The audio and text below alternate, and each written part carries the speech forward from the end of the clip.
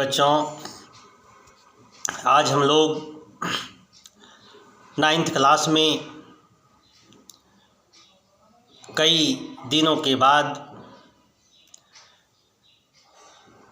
आपस में ऑनलाइन माध्यम से रूबरू हो रहे हैं।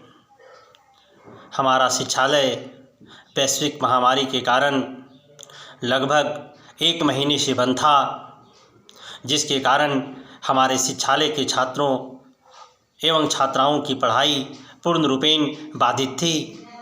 हम सभी शिक्षकों ने ऑनलाइन माध्यम से बच्चों की पढ़ाई करने का निर्णय लिया। तो आज बच्चों, हमें सबसे पहले फ्रांस की क्रांति के बारे में अध्ययन करना है। फ्रांस की क्रांति आप जानते होंगे, यूरोपीय महादेश का एक देश है जहाँ सबसे पहले स्वतंत्रता की लड़ाई लोगों ने लड़ने का काम किया था। स्वतंत्रता की लड़ाई के कारण ही आज संपूर्ण दुनिया उनसे सीख लेने का काम किया है।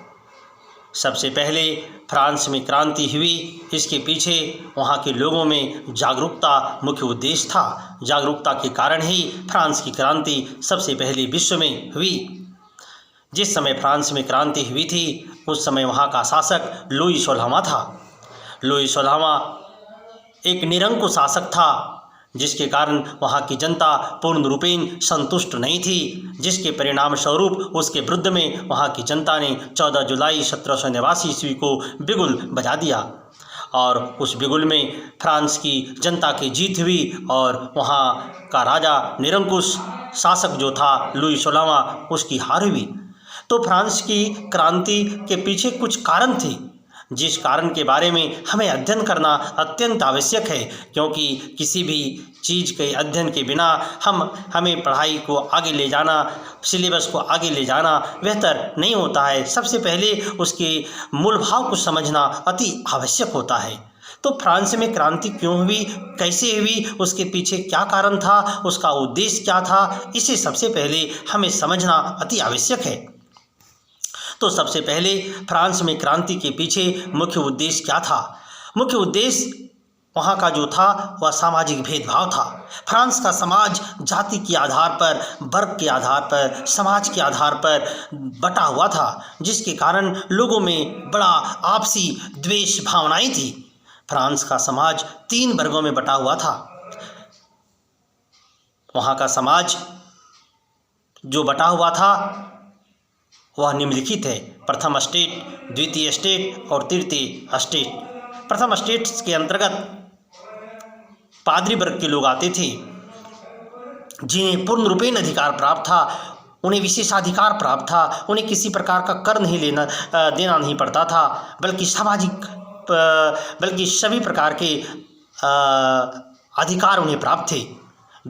द्वितीय स्टेटस के अंतर्गत कुलीन वर्ग के लोग आते थे, जिनके पास सारी संपत्ति थी, और तृतीय स्टेटस के अंतर्गत वहाँ के मध्यम वर्ग और मजदूर वर्ग के लोग आते थे, जिन्हें सारे प्रकार के कार्यों को करना पड़ता था, लेकिन उन्हें किसी प्रकार का विशेषाधिकार प्राप्त नहीं था। अधिकार ही उन्हें प्राप्त नहीं था, तो विशेषाधिकार की बात करना उनके लिए कोई सीमा, विशेषाधिकार की बात करना उनके लिए अनुचित होगा, क्योंकि वे बिल्कुल सारे प्रकार के कार्य अपने तरीके से करते थे। उन्हें कथनानुसार कार्य करना पड़ता था, लेकिन उन्हें सारे प्रकार के अधिकारों से वंचित रहना पड़ता था, जिसके कारण उनके अंदर काफ़ी असंतुष्टता थी। बच्चों, हमें फ्रांस की क्रांति के पीछे वहाँ के कारण को यदि देखा जाए तो सबसे पहला मुख्य कारण जो था वह राजनीतिक कारण था, दूसरा सामाजिक कारण, तीसरा आर्थिक कारण, चौथा तात्कालिक कारण। राजनीतिक कारण के अंतर्गत बहुत से कारण आते हैं। राजा की निरंकुश व्यवहार के कारण वहाँ की जनता पूर्ण रूपेण असंतुष्ट थी, क्योंकि किसी भी प्रकार की भलाई करने में लुई 16वां असक्षम था। उसे जब राज्य प्राप्त हुआ था तो वह खुद अपने आप को भार्य स्वरूप उसे समझता था। वह कहता था कि हे भगवान, मेरे ऊपर तुमने कितना बड़ा बोझ दे दिया, जिस बोझ का वहन मैं नहीं कर सकता, तो फ्रांस की जनता की शासन व्यवस्था को मैं किस प्रकार से निर्वहन करूँगा, इसके बारे में मैं कदापि सोच नहीं सकता। और दूसरा जो सामाजिक कारण था जिसका उल्लेख हमने पहले किया कि वहाँ का समाज 3 वर्गों में बटा हुआ था, जिन्हें कुछ विशेष अधिकार प्राप्त था, बल्कि किन्हीं को विशेष अधिकार प्राप्त नहीं था, जो अपने हक की लड़ाई को लड़ना चाहते थे, जिससे समाज के लोगों में काफ़ी असंतुष्टता थी। और तीसरा कारण आर्थिक कारण था।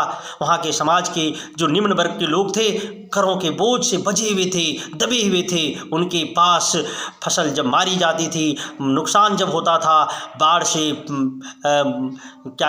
भूकंप से, अन्य चीज़ों से, तब ऐसे हालात में भी उन्हें कर देने के लिए मजबूर कर दिया जाता था और वे लाचार होकर कर देते थे, जिसके माध्यम से उनकी हालत अत्यंत बेबसी थी, उनकी हालत अत्यंत गंभीर थी।